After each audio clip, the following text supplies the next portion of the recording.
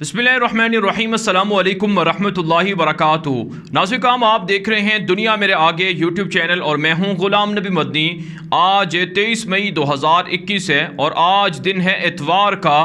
नाज़रीन, फ़लस्तीन के अंदर इसराइल की बर्बरियत, दहशत गर्दी और दरिंदगी अब भी जारी है। अगरचे फ़लस्तीन के साथ इसराइल ने जंगबंदी का ऐलान किया और कहा कि अब हम फ़लस्तीन पर हमला नहीं करेंगे, गज़ा पर बमबारी नहीं करेंगे और हमास की जानिब से भी इसराइल पर हमले रोक दिए गए। लेकिन नाज़रीन, इसराइल की दहशत गर्द सहयूनी हुकूमत बाज नहीं आ रही है, वादा खिलाफ़ी की जा रही है और झूठ बोला जा रहा है। जो मुआहिदा किया गया उसे तोड़ा जा रहा है। महज एग्रीमेंट के सीज़ फायर मुआहिदे के 10 घंटे बाद ही इसराइल ने अपने वादे को, मुआहिदे को तोड़ दिया। मस्जिद अक्सा के अंदर जुमे की नमाज के दौरान फौजों को उतार कर लोगों पर जुल्म किया गया, लोगों को गिरफ्तार किया गया, आंसू गैस फेंका गया और इसी तरह से मारा पीटा गया। ये बेहुरमती मस्जिद अक्सा की जुमे के रोज़ इसराइल की यहूदी फ़ौज ने की। लेकिन नाज़रीन, आज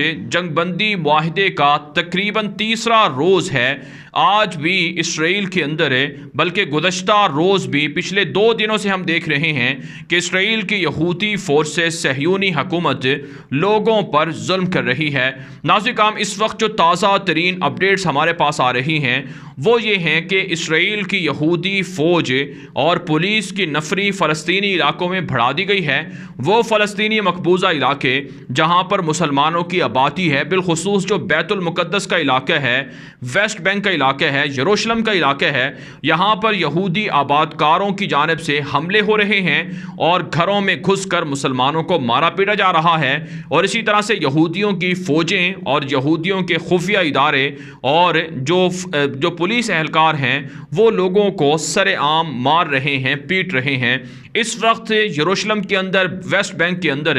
जो हाई शेख जराह का इलाका है वो मैदान जंग बना हुआ है। यहाँ पर पिछले 2 दिनों से सख्त तरीन कर्फ्यू है, लॉकडाउन है और यहाँ पर लोगों को इस महल्ले के अंदर, इस इलाके के अंदर जाने की इजाज़त नहीं दी जा रही है। यहाँ पर नाज़रीन, इसराइली यहूदी फ़ौज ने फ़ौजों में इजाफ़ा किया है, सिक्योरिटी में इजाफ़ा किया है, जगह जगह पर नाके लगा दिए गए हैं, चेक पोस्टें कायम कर दी गई हैं।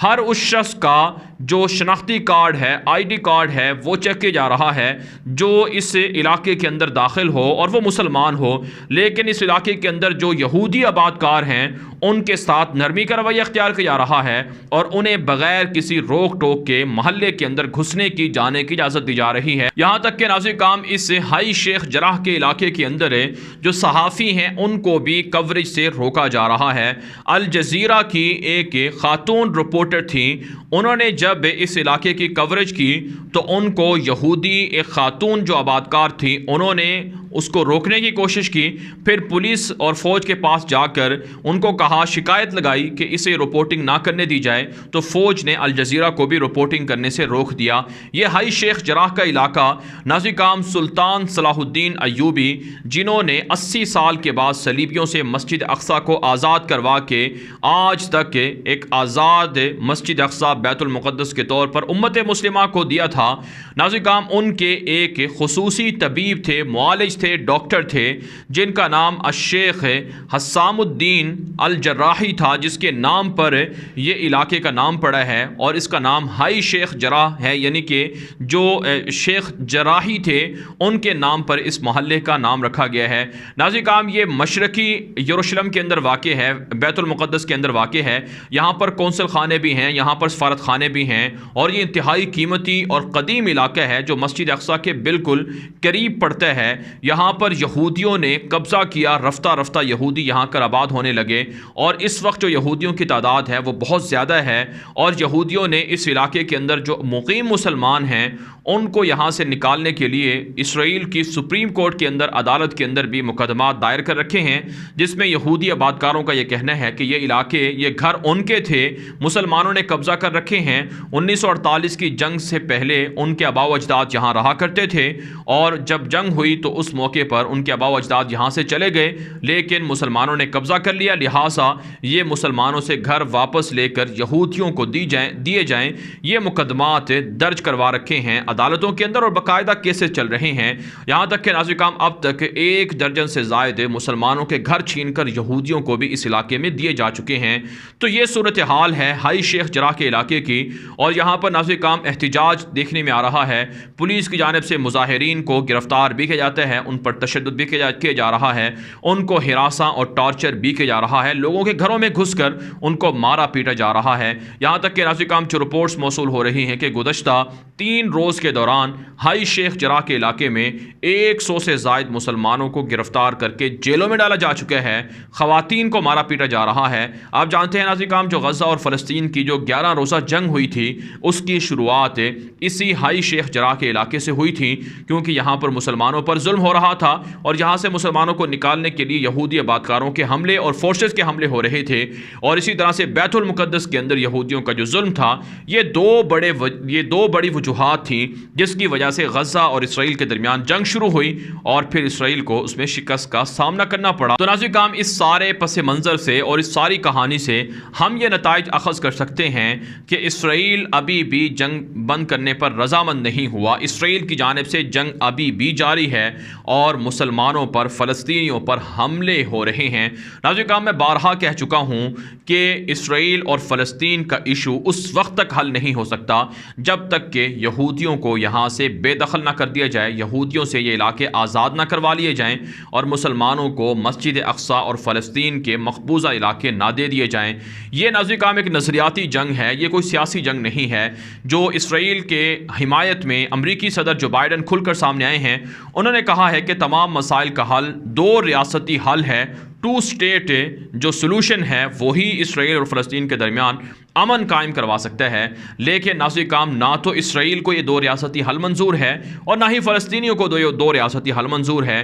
اسرائیلی یہودی یہ سمجھتے ہیں کہ یہ پورا علاقہ ان کا ہے، مسلمانوں کا یہاں کوئی حق نہیں ہے، ایک بھی مسلمان کو یہاں نہیں رہنے دینا، تو وہ پھر کیسے 2 ریاستی حل پر راضی ہوں گے۔ اسی طرح سے ناظرین کرام جو مسلمان ہیں وہ بھی یہ سمجھتے ہیں کہ یہودی ان کے علاقوں پر قابض ہیں، ان کو یہاں نہیں رہنے دیا جائے گا، ایک بھی یہودی اگر اس علاقے کے اندر ہے تو وہ لڑائی کریں گے، جنگ کریں گے۔ تو یہ بنیادی طور پر نظریاتی اختلافات ہیں جس کی وجہ سے ہم کہہ سکتے ہیں کہ یہ جنگ نہ تو ختم ہوئی ہے اور نہ ہی یہ جنگ ختم ہو سکتی ہے، تب تک ختم نہیں ہو سکتی جب تک کہ یہودی ان علاقوں سے نہ نکل جائیں۔ اب ناظرین کرام صورتحال یہ ہے کہ سیاسی طور پر، عارضی طور پر یہ جنگ تو بند ہو گئی ہے، امریکہ بھی اس میں کھل کر سامنے آیا ہے۔ امریکہ کے جو وزیر خارجہ ہیں انٹونی بلنکن، وہ آنے والے 2 سے 3 روز میں اسرائیل کا، فلسطین کا، غزہ کا دورہ بھی کرنے جا رہے ہیں، اور امریکی ذرائع ابلاغ اور میڈیا یہ بتا رہا ہے کہ انٹونی بلنکن اسرائیل اور فلسطین کے درمیان صلح کروانے کے لیے کردار اور رول پلے کریں گے، مصر کا دورہ بھی کریں گے اور سعودی عرب کا اور دیگر ملکوں کا بھی دورہ کریں گے۔ لیکن ناظرین کرام یہ قراردادیں اور یہ جو جنگ بندی ہے یہ عارضی ہے، مستقل نہیں ہے۔ فلسطینی مسلمان اس وقت تک جہاد کریں گے، جنگ کریں گے جب تک کہ یہودی ان کے علاقوں سے نہیں نکل جاتے۔ اب ناظرین کرام صورتحال یہ ہے کہ جو اسرائیل کا میڈیا ہے، جو یہودی ہیں، وہ خود زائونزم کے خلاف ہو چکے ہیں، وہ صہیونیت کے خلاف ہو چکے ہیں، اسرائیل کی جو موجودہ حکومت ہے نیتن یاہو کی، اس کے خلاف ہو چکے ہیں۔ صہیونیت کی بنیاد پر اسرائیل کو بنایا گیا تھا جس میں مسلمانوں پر ظلم کیا گیا، یہاں تک کہ صہیونیوں نے اپنے بھی یہودیوں کو مارا تاکہ دنیا سے حمایت اور ہمدردیاں حاصل کی جائیں۔ ناظرین کرام واشنگٹن پوسٹ کے اندر ایک مشہور یہودی کاتب ہیں، کالم نگار ہیں، انہوں نے ایک آرٹیکل لکھا ہے اور یہ شخص خود 12 سال صہیونی جماعت کا حصہ رہے ہیں اور اس وقت بھی یہودی ہیں۔ انہوں نے کہا ہے کہ نیتن یاہو اور صہیونیت یہ فلسطین اور اسرائیل کے درمیان امن نہیں ہونے دیتی جب تک کہ صہیونیت کو ختم نہ کیا جائے، جب تک کہ جو نسلی امتیاز رکھنے والے نظریات ہیں یا جو لوگ ہیں ایسے نظریات رکھنے والے جس میں وہ مسلمانوں کو ایک طرح سے دشمن سمجھتے ہیں، جب تک کہ یہ نظریات ختم نہیں ہوتے تب تک کوئی بھی طرح کا، کسی بھی طرح کا امن نہیں ہو سکتا ہے۔ اسی طرح سے ناظرین کرام ایک اور مشہور میڈیا نیٹ ورک ہے فائنینشل ٹائمز، اس کے اندر بھی رپورٹ چھپی ہے کہ نیتن یاہو جب تک اقتدار کے اندر ہیں تب تک امن نہیں ہو سکتا ہے اور یہودی اور اسرائیل اور اسی طرح سے فلسطینی مسلمانوں کو دنیا بھر کے اندر اور فلسطین کے اندر مختلف مسائل کا سامنا کرنا پڑتا رہے گا۔ جبکہ ناظرین کرام جو اسرائیل کا یہودی اخبار یروشلم پوسٹ ہے